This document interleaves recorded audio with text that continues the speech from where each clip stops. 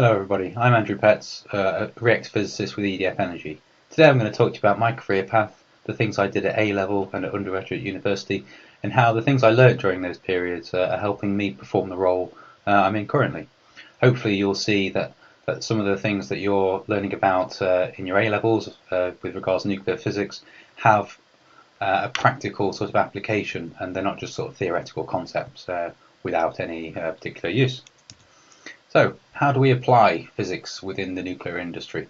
Well, I'll start out by sort of briefly introducing myself, really, my background. So, I've been doing reactor physics for nearly 10 years now with EDF Energy. Prior to that, my learning journey started at a small standard comprehensive school in a small town called Belper, which is basically in Derbyshire, middle of the country. Nothing particularly special.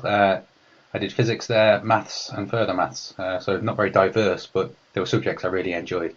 Enjoyed my physics A level. We touched upon nuclear physics in sort of different types of radioactive decay, so learning about alpha, beta and gamma decay, learning about half-lives, and also learning about nuclear chain reactions and how you can get energy from them, and using Einstein's famous E equals mc squared equation.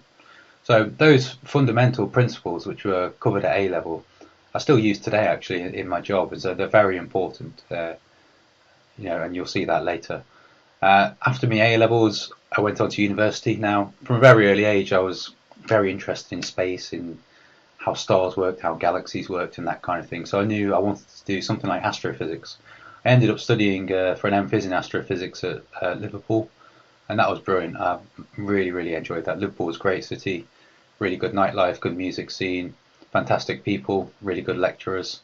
Had a great time. And during that period, I learned about quantum mechanics, about thermodynamics, obviously about nuclear and particle physics, as well as the sort of stellar structure and evolution modules as well.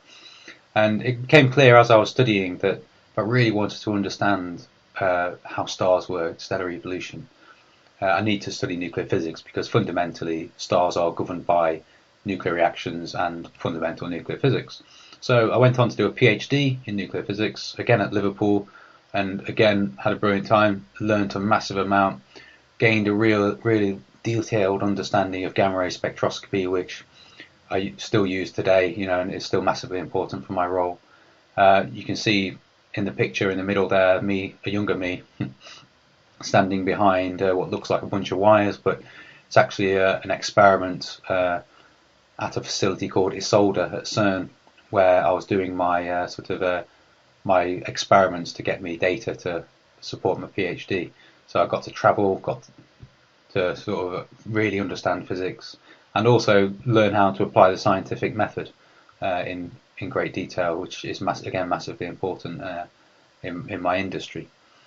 So before I sort of move on to how I apply my knowledge in my current role, I just want to go over sort of nuclear reactors and a bit of reactor physics, so you can see how it's applied really. Now, basically all power stations are trying to produce electricity.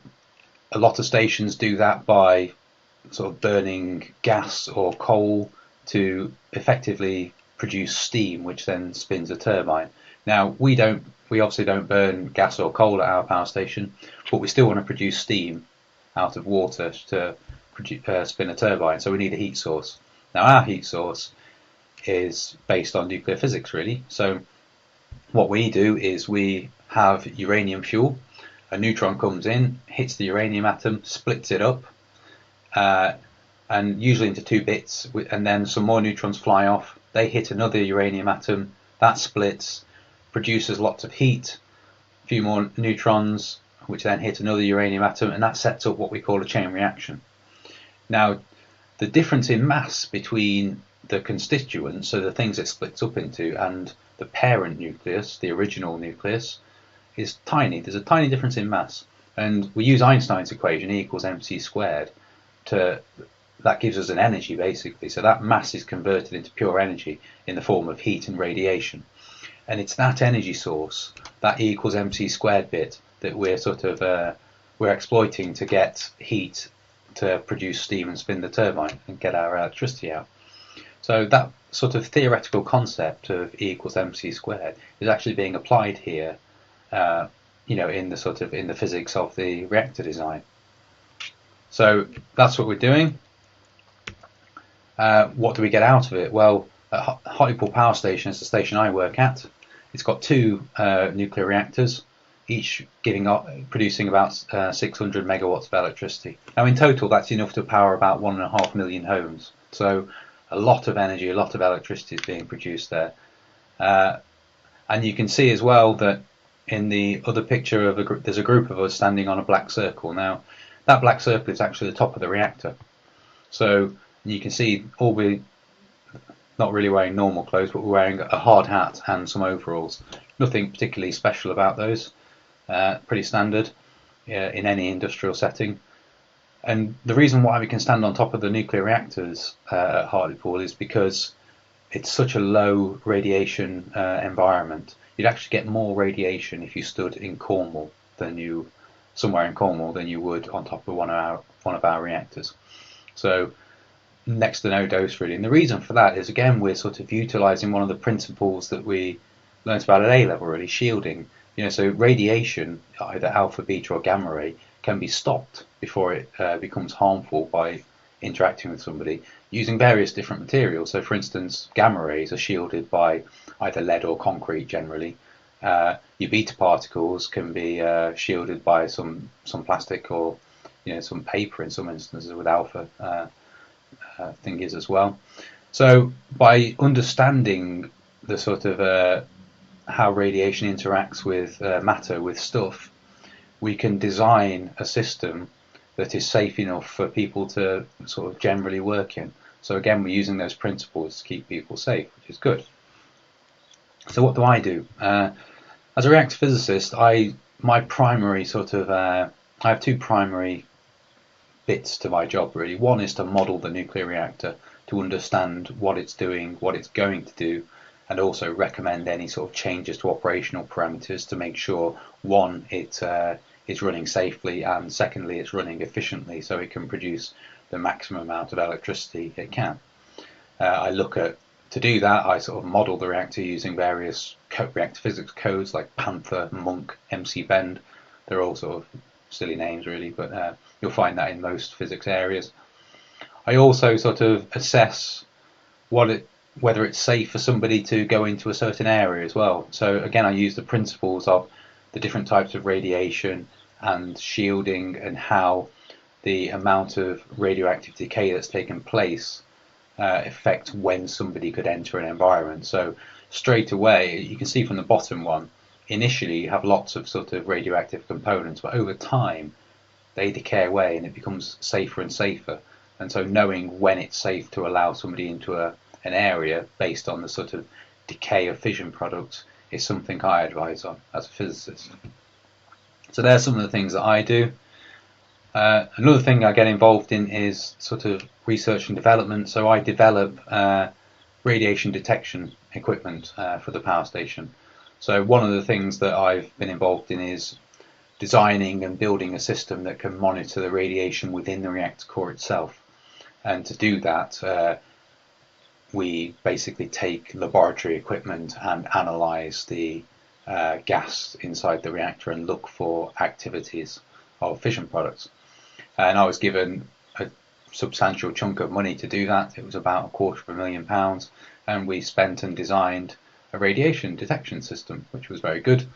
Used my physics knowledge to do that, sort of principles from A level, particularly the stuff I learned in my PhD around radiation detection and measurement were applied in this scenario, and it was really, really useful and really interesting to do.